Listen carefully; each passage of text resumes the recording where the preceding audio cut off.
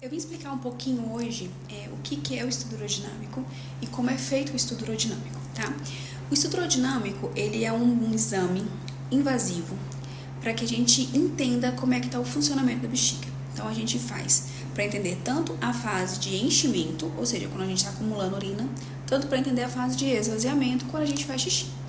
Esse exame ele tem uma indicação naquelas pacientes que são refratárias ao tratamento para incontinência urinária, aquele paciente que teve algum quadro neurológico, um AVC, um trauma na coluna e mudou muito o comportamento da bexiga, aquele paciente que começa a ter uma urgência, começa a ter uma perda insensível dessa urina, tá?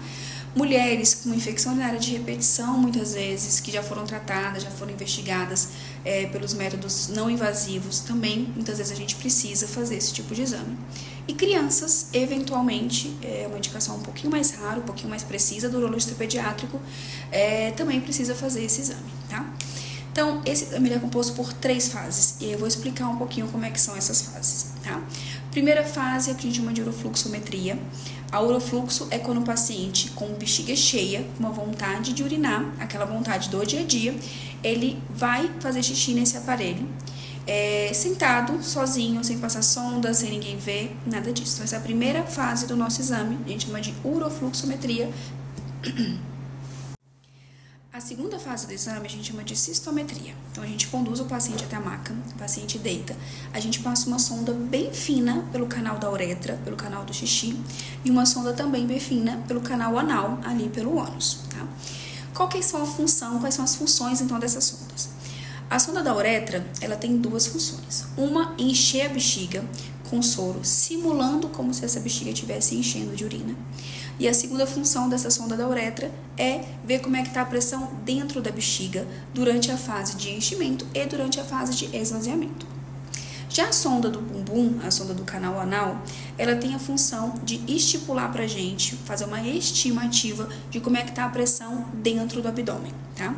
A diferença dessas 2 pressões, pressão do abdômen com pressão de dentro da bexiga, dá pra mim a pressão do músculo detrusor, que é o músculo da bexiga, tá?